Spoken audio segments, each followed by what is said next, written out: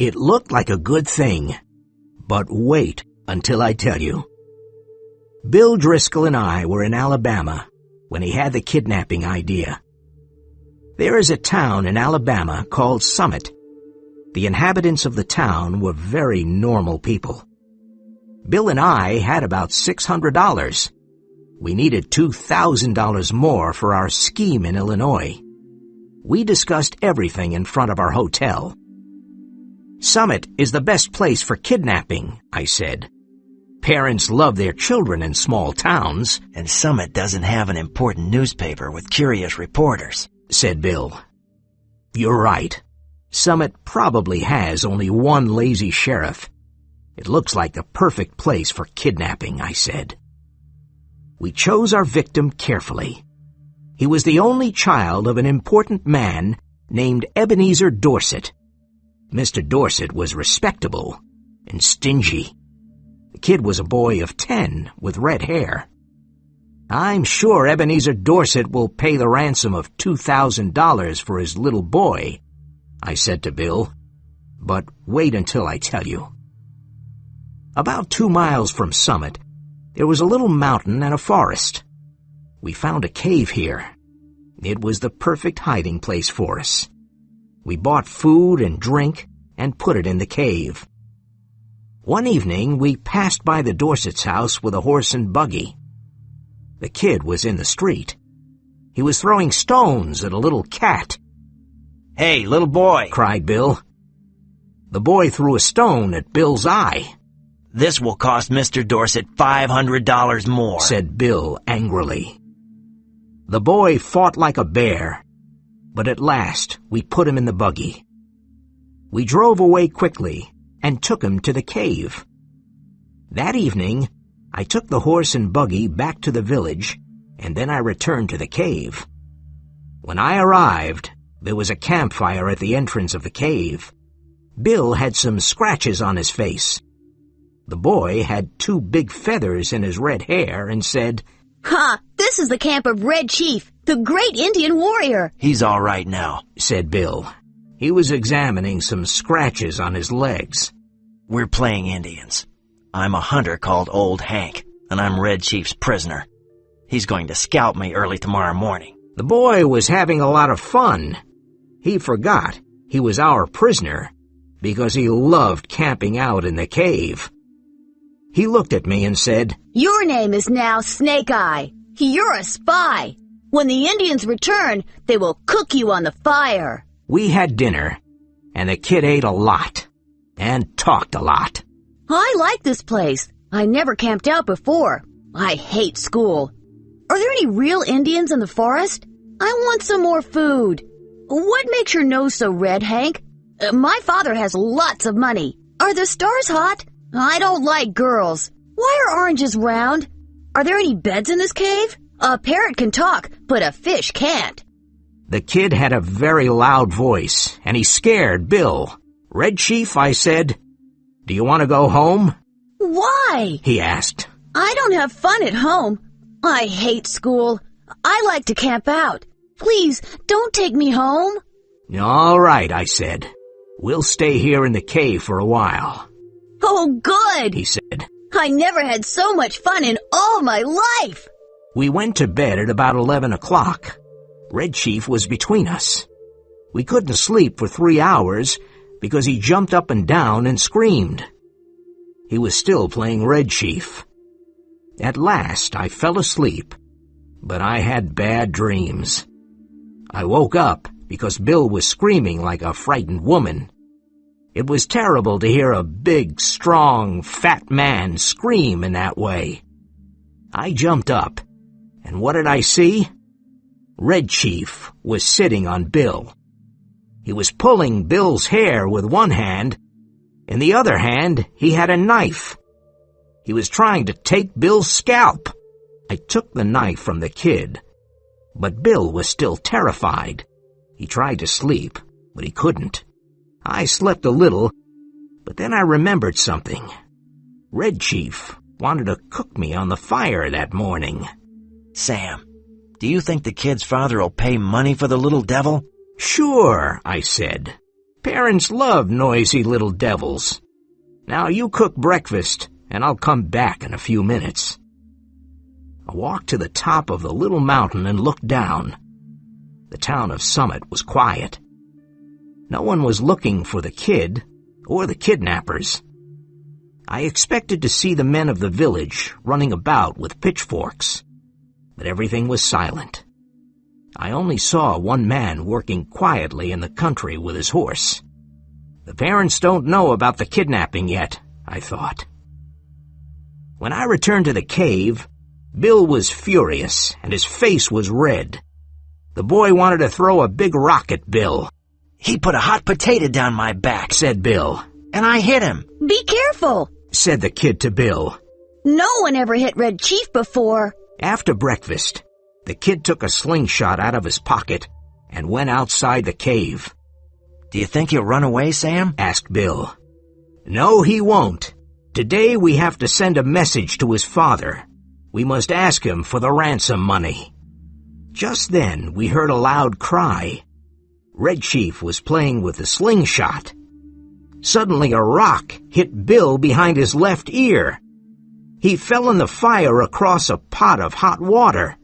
I pulled him up and poured cold water on his head for half an hour. When Bill could finally speak, he said, "Don't go away and leave me alone with the kid, please."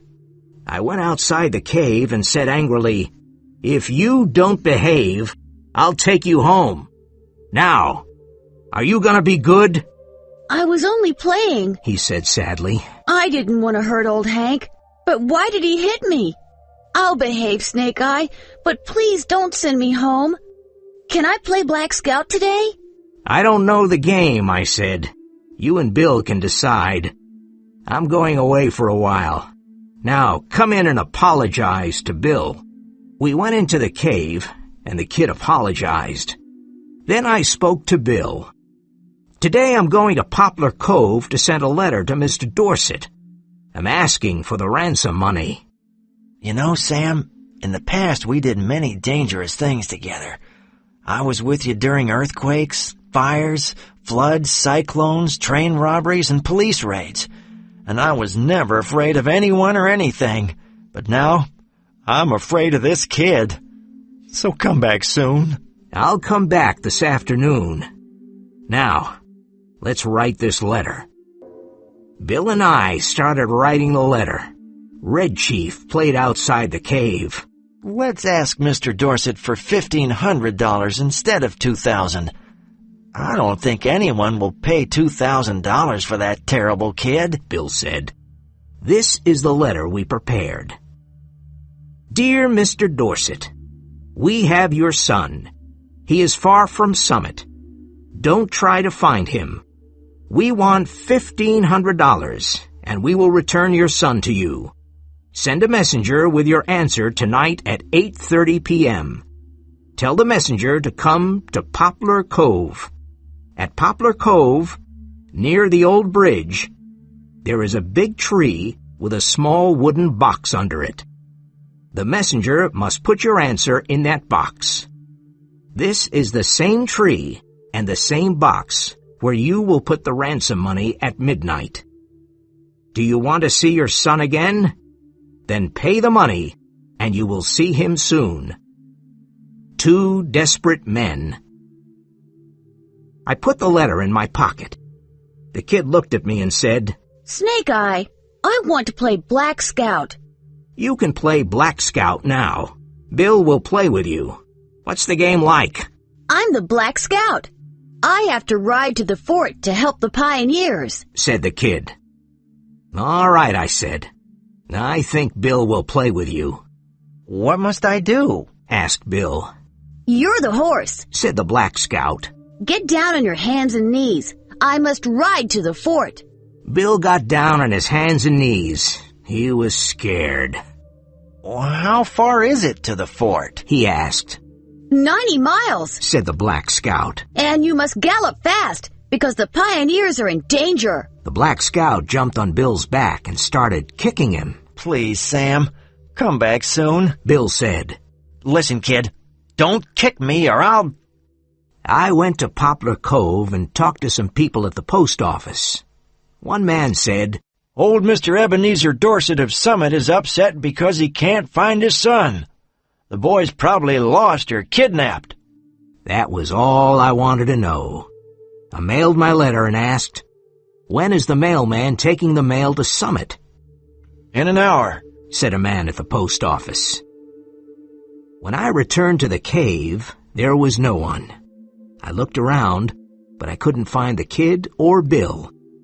So I sat down and waited. After half an hour, I heard a noise behind me. I saw Bill. The kid was behind him. He was walking silently like a scout, and he had a big smile on his face. Bill stopped and took off his hat. He was very tired. "Sam," said Bill, "I'm not a coward, but that kid is impossible. I sent him home. He's gone. He rode on me for 90 miles. I had to eat sand for lunch. He asked me hundreds of questions and I had to answer them. Then he kicked my legs but now he's gone. I'm sorry to lose the ransom, Sam, but that kid was horrible. I was going crazy." "Bill," I said, "do you have heart disease?" "No. Why?" "Turn around and look behind you." Bill turned around and saw the kid. Poor Bill. He was very surprised. He suddenly sat down on the grass, and he couldn't speak. After some time, I said, "This evening at 8:30 p.m., we'll have an answer from Dorset, and at midnight, we'll have the money. Then we can leave this place." Bill finally smiled weakly. I had a great plan for collecting the ransom money that evening. It was a professional plan. I found a tree at Poplar Cove near the road with big fields on all sides. I went to hide in the big tree, and I waited for the messenger. He arrived at 8:30 p.m. on a bicycle. He put a piece of paper in the box and returned to Summit. I waited an hour, climbed down the tree, got the letter, and returned to the cave. I read the letter to Bill. To 2 desperate men. Gentlemen, I received your letter today. I think the ransom you want is too big. I have an offer that you will probably accept. You bring Johnny home and pay me $250, and you will never see Johnny again. I promise. Please come tonight. Very respectfully, Ebenezer Dorset. What? I can't believe it, I cried. Bill looked at me and said, "Sam, we've got $250. I don't want to spend another night with that kid. I'm going crazy. Let's accept Dorset's offer." You know, Bill, you're right. I'm really tired of the kid, too. We'll take him home, pay the ransom, and leave this place. We decided to take the kid home that night.